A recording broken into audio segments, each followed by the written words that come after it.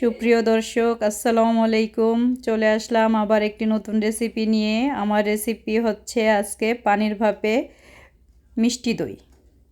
আমি এখানে লিকুইড গরুর ফুল ক্রিম দুধটা নিয়েছি। আপনারা অবশ্যই গরুর ফুল ক্রিম দুধটা নেবেন। এই যে আমি দুধটা নিয়েছি, এখন একটা পাত্রে আমি দুধটা দিয়ে দিব। এখান থেকে আমি 2 লিটার দুধ নিব, পুরা দুধটা নিব না। নিয়ে এটা আমি জাল দিয়ে নিব, জাল উঠাই নিব। আর নিব হচ্ছে টক দই। যে টক দইটা আমি যে কোনো ব্র্যান্ডের টক দই নিতে পারেন, এমনকি বাজারের যে টক দই পাওয়া যায় ওটাও নিতে পারেন, কোনো সমস্যা নাই। একটা হলেই হলো। আমি এখানে 1 কাপ টক দই দিয়ে দিলাম একটা স্ট্রেনারে দিয়ে। আমি এখানে যে টক দইয়ের গায়ে যে পানিটা থাকে ওই পানিটা ঝরিয়ে নেব।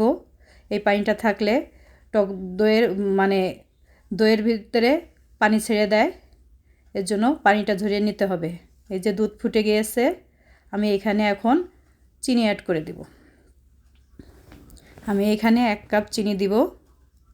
আপনাদের পছন্দ অনুযায়ী দেবেন, যে যেরকম মিষ্টি পছন্দ করেন সেই রকম দিবেন। আমি এখানে 1 কাপ দিয়েছি।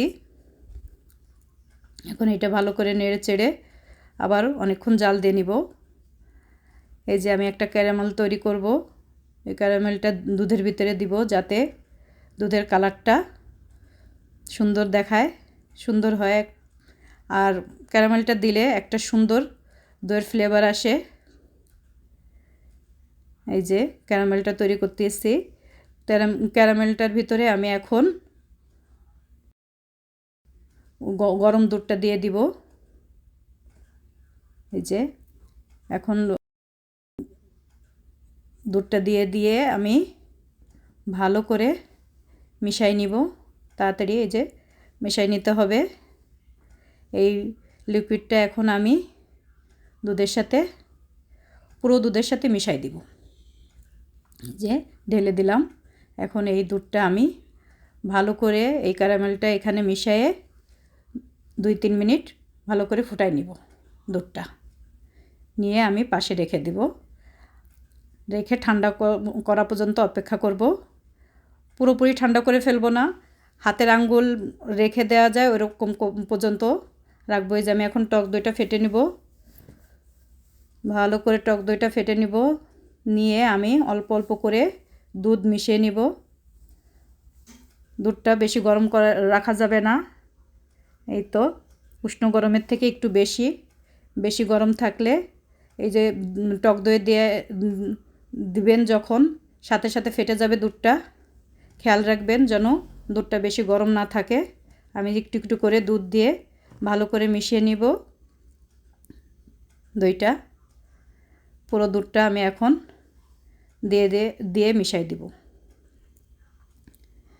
এই মিশ্রণটা আপনি ডাল ঘুটনি দিয়েও করতে পারেন, কোনো সমস্যা নেই। এই যে একটা কাচের বাটি নিয়েছি, আর নিয়েছি এই যে দইয়ের পট। আমি এইগুলোতেই বসাই দিব দইটা। আমি একটা এখন হাঁড়ি বসাই দিব চুলায়। যে একটা হাঁড়ি বসিয়ে দিয়েছি, এর ভিতরে এখন একটা স্ট্যান্ড বসিয়ে দিব। স্ট্যান্ডটা দিয়ে আমি এখন কিছুটা পানি দিয়ে দিব। পানি দিয়ে দিলাম। দিয়ে দেবো একটা প্লেট, কিন্তু আমার অ্যালুমিনিয়ামের প্লেটটা অনেক বড়, এটার ভিতর বসছে না, এর জন্য আমি একটা প্লাস্টিকের প্লেট দিলাম।